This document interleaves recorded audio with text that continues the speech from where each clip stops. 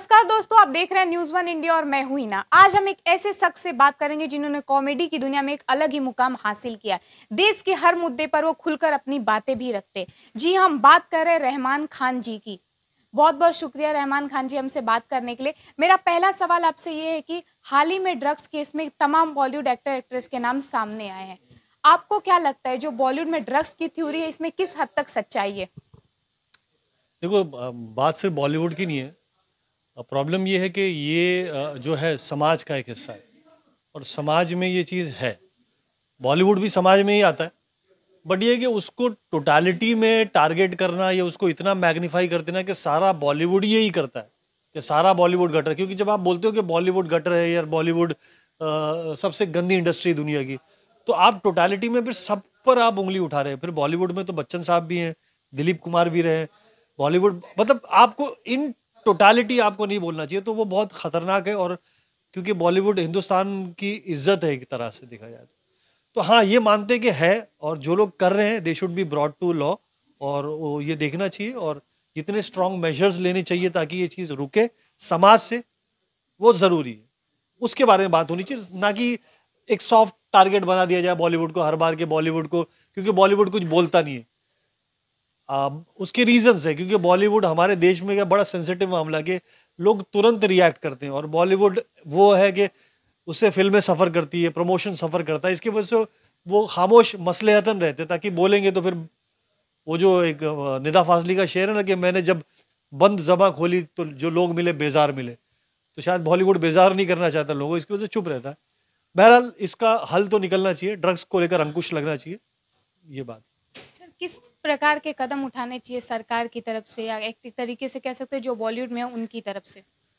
Actually मैं बड़ी ताज्जुब की बात बताऊं तुमको कि राइट फ्रॉम, जैसे मैंने एक जोक बोल दिया था, किसी ने बोला, मैं जनरली स्टूडेंट लाइफ में ही है ना, बहुत सारे लोग है ना मैरुआना या गांजा जिसको कहते हैं, ये लेने लगते हैं स्टूडेंट लाइफ में।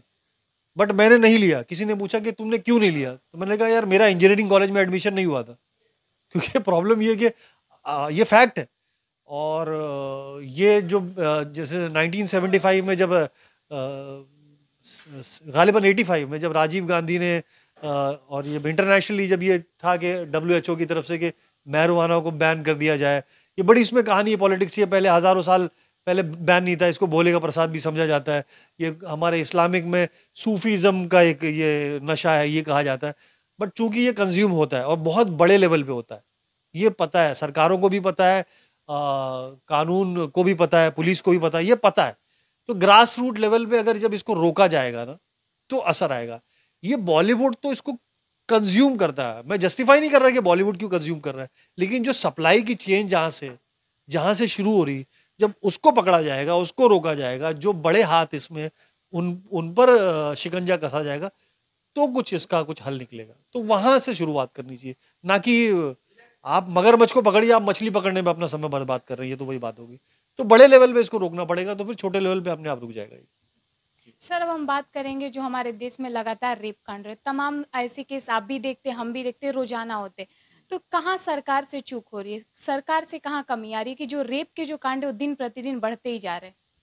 सी उसके लिए बहुत सिंपल सी बात है कि जब तक एक स्टॉन्च जो है ना कुछ मेजर नहीं लिया जाएगा, जब तक एक सख्त सज़ा। हमारे यहाँ प्रॉब्लम ये है, जो हमारी कानूनी प्रक्रिया इतनी स्लो है कि जो ऐसे जो ये कुकर्म करते हैं, जो ये घटियापन करते हैं, अब ये कोर्ट ऑफ लॉ चलता है 10 साल 15 साल, मतलब सीधा सीधा एकदम हैवानियत का नंगा नाच हो रहा है। जब तक इसको, मैं नहीं बोल रहा हूँ कि सऊदी अरेबिया की तरह हो जाए, बट लेकिन कैपिटल पनिशमेंट वाली जो बात है कि जो इसमें मुलविज़ है, जो करता है और जो साबित होता है, तो उसको तुरंत आप कैपिटल पनिशमेंट दीजिए। अब इतनी कठोर इसकी सज़ा रखिए और फास्ट ट्रैक कोर्ट में करिए कि जो लोग के अंदर दहशत पैदा हो। क्योंकि क्या है ना, ये शुरू होता है कि जब तक आप ये कहेंगे कि लड़कियों को रोकना चाहिए, उनको ऐसे कपड़े नहीं पहनना चाहिए, तो हमारे जब बड़े लोग, जब पॉलिटिशियन ऐसी बकवास वाली बातें करेंगे ना, तो मैसेज क्या जाएगा? क्योंकि देखो क्या है ना कि आप जब इस चीज़ को जस्टिफाई करेंगे कि लड़के इसलिए बहक जाते हैं क्योंकि लड़कियों के कम कपड़े देखते हैं, तो आप उनको एक तरह से अब एक छूट दे रहे हैं। सबसे पहली बात, इस तरह की जो बकवास स्टेटमेंट पॉलिटिशियंस की तरफ से आती है, इसको रोक लगना चाहिए। ये तो सबसे पहले रुकना चाहिए। आप किसी तरह से आप किसी को प्रोत्साहन नहीं दे सकते। और एक सख्त कानून की ज़रूरत है। मैं समझता हूँ कैपिटल पनिशमेंट ज़रूरी है। जो इस तरह का काम करता है और वो साबित होता है कि ये कर रहा है, तो आप उसको सीधा ही शुड बी हैंग्ड, क्योंकि ये स्ट्रॉन्ग मैसेज जाना ज़रूरी है। जब तक स्ट्रॉन्ग, और ये इस सरकार में नहीं, हमेशा से पॉलिटिक्स में ये होता रहा है कि जितनी सरकारें आई हैं, पता नहीं क्यों एक लीनियंसी बरती जाती है इसके लिए। बिल्कुल नहीं बर ये हाई टाइम है, ये पूरे मुल्क का नाम खराब हो रहा है।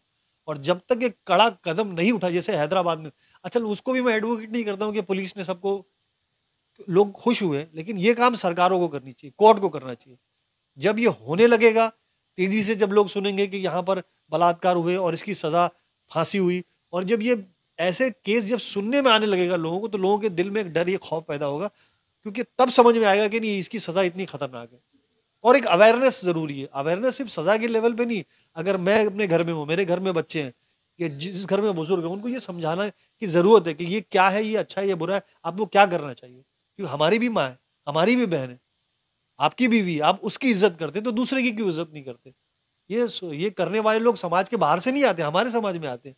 तो हमारे यहाँ स्कूल में जो बेसिक, जो एथिकल, जो स्कूलिंग, वो भी जरूरी है हर लेवल पे। खाली कानून को अपना काम नहीं करना पड़ेगा, स्कूल के लेवल पे ये अवेयरनेस क्रिएट करनी पड़ेगी। मैं चाहता हूँ और लोग वे शॉर्ट फिल्में बनाएं, या जो यूट्यूबर्स हैं, इन्फ्लुएंसर, इस पर काम करना चाहिए। ये अवेयरनेस बहुत जरूरी है लोगों के अंदर। सर, मेरा अगला सवाल ये है कि आप हमेशा खुलकर हर चीज़ों पे अपनी बात रखते हैं। सर, देखा होगा कि हम सब देशभक्त हैं, लेकिन कुछ लोगों का कहना है कि केवल वही देशभक्त है। तो इस तरीके की देशभक्ति पे आपकी क्या राय है? नहीं देखो, ये अपने आप में यही बड़ी हास्यास्पद बात लगती है कि खुद को ही सर्टिफिकेट देता कि मैं देशभक्त हूँ। ये तय कौन करेगा? देश प्रेम जो है ना, बातों से नहीं होना चाहिए, हमारे एक्शंस में होना चाहिए। जैसे मैं बोलता हूँ कि मैं इंडिया से बहुत मोहब्बत करता हूँ और मैं टैक्स भर ही नहीं रहा हूँ, तो मेरा कौन सा देश प्रेम है? मैं कहता हूँ कि मैं भारत से बहुत मोहब्बत करता हूँ, लेकिन भारत का कानून मैं अगर तोड़ रहा हूँ, तो फिर ये तो मेरी जबानी जमा खर्च है ना। तो देश प्रेम का आप देश को प्यार करते हैं ना, तो देश की सुने, देश की माने, देश के कानून का सम्मान करे, और देश को गंदा ना करे। ये जो लोग सोशल मीडिया में जो इस तरह की बात कर रहे हैं, असल में एक नैरेटिव ही बदल गया है। अभी सेक्युलर होना ही गुनाह हो गया, जो सेक्युलर है वो एक गाली हो गया, जो कम्युनल है वो अच्छी बात है। जैसे तालिबान जो था ना, हिंदुस्तान की सबसे बड़ी खूबसूरती है, जो हमारे बाबा साहब अम्बेडकर ने जो हमको संविधान दिया है, वो इक्वालिटी वाली बात है। जो तालिबान का जो फलसफा था, जो एक्सट्रीमिज्म का फलसफा था, वो हिंदुस्तान में नहीं आना चाहिए, जो अब सियासत की वजह से आ रहा है। तो वही सबसे बड़ी प्रॉब्लम है। देशभक्त, हर वो इंसान देशभक्त है जो देश से मोहब्बत करता है, देश के लिए कुछ करना चाहता है। मैं दावा करूं देश से मोहब्बत करने का, और मैं सड़क पे किसी को मार दूं क्योंकि मेरे पास पावर है, तो ये देशभक्ति नहीं है। सर, मेरा अगला सवाल आपसे है कि हाल ही में आपने एक वीडियो बनाया जिसमें आपने टीआरपी चोरी का भी जिक्र किया है। तो ये जो टीआरपी चोरी वाली थ्योरी, इसमें आपको किस हद तक सच्चाई लगती है? नहीं, मैंने जोक बोला, ऐसा किसी को टीआरपी नहीं बोलना चाहिए, अगर आदमी चिंदी चोर हो तो। नहीं मतलब क्या है, देखो, अभी ये जांच का विषय।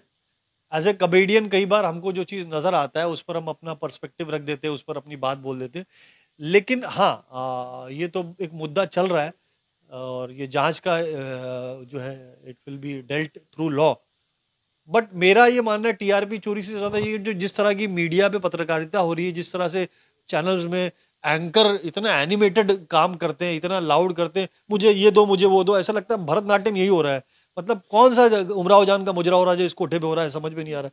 अब सोफिस्टिकेशन सारी लोग खा गए, तो वो इट्स हाई टाइम अभी मीडिया एक पैरेलली दूसरे ऐसे चैनल्स को भी आगे आना चाहिए, जैसे न्यूज़ इंडिया, और भी लोगों को आगे आना चाहिए, जो बताए कि क्लीन पत्रकारिता क्या होती है, एक स्टैंडर्ड जर्नलिज्म क्या होता है। तो इस तरह से और मीडिया हाउस को आगे आना चाहिए, जिस तरह से लोगों को ऑप्शन मिले कि नहीं, ये नहीं, ये भी देखो, ये यार ढंग का काम हो रहा है। तो यही है मेरी बात। सर, मेरा सवाल आपसे है कि जनता हमेशा आपसे एक सवाल करना चाहती है कि आप मोदी जी को लेके कई सारे वीडियो बनाते हैं, लेकिन कांग्रेस की आप बात भी नहीं करते हैं। नहीं यार, किसी ने मुझसे पूछा कि यार तुम राहुल गांधी के ऊपर जोक क्यों नहीं मारते, तो मतलब भाई, मेरा एक उसूल है, मैं कभी दूसरे कॉमेडियन के बारे में बात नहीं करता। ये जोक था। तो एक्चुअली ऐसा नहीं है, बात ये है कि मैं मोदी जी का बहुत बड़ा भक्त हूँ। सीरियसली, मैं मन में भी मोदी जी ही बोलता हूँ। और मैं इतना बड़ा भक्त हूँ कि अगर मुझे किसी को वैलेंटाइन डे के दिन प्रपोज करना हो तो मैं कमल का फूल देता हूँ। मैं बहुत बड़ा भक्त हूँ मोदी जी का, और मोदी जी के सब भक्त हैं, और मोदी जी को मैं दिल से सम्मान करता हूँ। मैं मन में भी बोलता हूँ, क्योंकि मन में भी मेरे अंदर मोदी जी ही निकलता है। अगर मैं मोदी बोल दूंगा मन में भी, तो मुझे लगेगा 4 लोग अभी घेर के मारेंगे मुझे। तो मजाक के अलावा देखिए, बात ये है कि जो सत्ता में होता है ना, जो पावर में होता है, आप उस पे बात करते हैं। मैं अभी मनमोहन सिंह जी के ऊपर जोक क्या बोलूं, पहले बहुत जोक बोले मनमोहन सिंह जी के ऊपर, बहुत बोले, जब जो चुप रहते थे ना, बहुत जोक बोले उनके ऊपर। लेकिन अब वो पावर में ही नहीं, मैं उनसे क्या बात करूं, उनसे क्या सवाल करूं? जो सत्ता में है, जो काम कर रहे हैं, मैं उस पर ही बात करूंगा, इन्होंने जो काम किया है। तो सीधी सी बात है, अभी वो लोग बोलते हैं उनके ऊपर बोल के दिखाना, उसके ऊपर बोलना। किसी ने बोला कि तुम मायावती के बारे में जोक क्यों नहीं बोलते हो? मतलब मायावती बहुत अच्छी लेडी है, जो भी बात करती है नजर नीचे करके बात करती है, क्योंकि स्क्रिप्ट पढ़ने के लिए नीचे देखना पड़ता है उनको। किसी ने मुझे बोला कि आप मुलायम सिंह यादव के बारे में क्यों नहीं बात करते हैं? मतलब वो बात, जिस दिन उनकी बात मेरे समझ में आ जाएगी, मैं जरूर बोलूंगा। बोलते हुए हवा उत्तमा हवा सहा, हवा सवा सहा हवा, हवा सहा, क्या बोलते पता नहीं। जिस दिन वो अपना कमला पसंद थूक देंगे तो मुझे समझ में आ जाएगा वो क्या बोलते।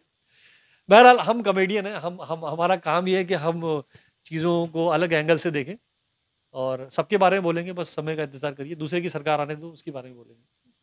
बहुत बहुत शुक्रिया हमसे बातचीत करने के लिए। तो आपने सुना कि कैसे रहमान जी ने अलग अलग मुद्दों पे अपनी राय रखी। आगे की खबरों के लिए देखते रहिए न्यूज़ वन इंडिया।